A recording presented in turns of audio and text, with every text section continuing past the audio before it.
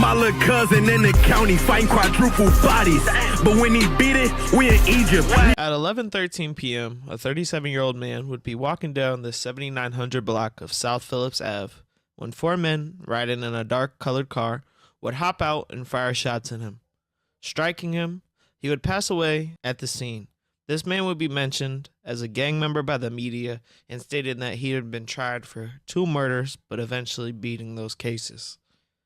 But he would leave one son behind, Little Wet. He would want revenge for his father's passing, so less than 15 hours after his dad's untimely passing, he would go hunting. He would eventually walk into a chicken and fish restaurant on 75th and Coles Avenue, almost immediately firing at and killing Emmanuel C. Stokes, 28, and Edwin Davis, 32, inside the store. A 20-year-old Dylan Jackson and a 19-year-old Raheem Jackson were in the middle of visiting their mom at work when the gunfire erupted. They would run out the restaurant in different directions, but they would be chased and finished off in different parking lots.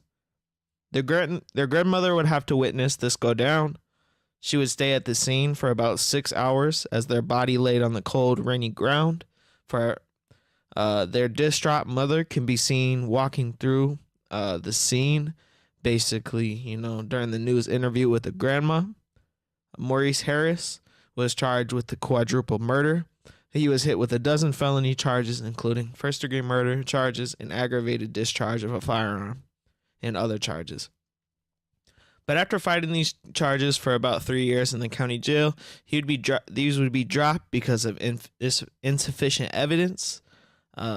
Tandra Simonton, a spokesperson with the state's attorney office, also said in a statement that eyewitness accounts were not found to be reliable. After a thorough review, which included an additional investigation that was conducted after the charges were filed, we concluded that the totality of the evidence, including the eyewitness accounts, was insufficient to meet our burden of proof, and were unable to move forward with the prosecution with this case. Today, in the interest of justice, the court granted our motion, and all charges related to the Harris were dismissed. Shortly after being released, Lil Wet would almost instantly begin to taunt his ops on Instagram Live and some stories.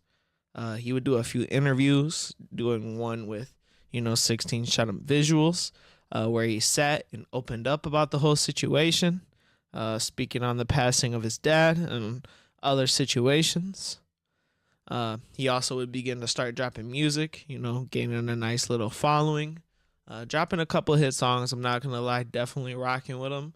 So make sure y'all go tap in with those. But this whole situation is so crazy to think about. And, just because it shows, you got to watch who you into it with. Because at the end of the day, he basically got wrapped up into something just because his dad had passed away from an unrelated incident, So they automatically thought it was retaliation. He was able to beat the case, though, this was one of the most wild cases, to be honest, especially with the kids getting hawked down like that.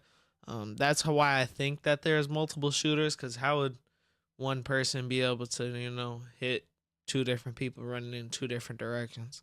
But definitely insane. Let me know what y'all think about this whole situation. It's definitely a wild one. I ain't gonna lie to y'all. But make sure y'all like, comment, subscribe, all that. Let me know if y'all want me to do a Patreon. I'll definitely start doing some uncensored, more wild videos, different topics. And some videos that get taken down from on YouTube will be posted up there. So y'all be smooth, man. I will see y'all in the next video.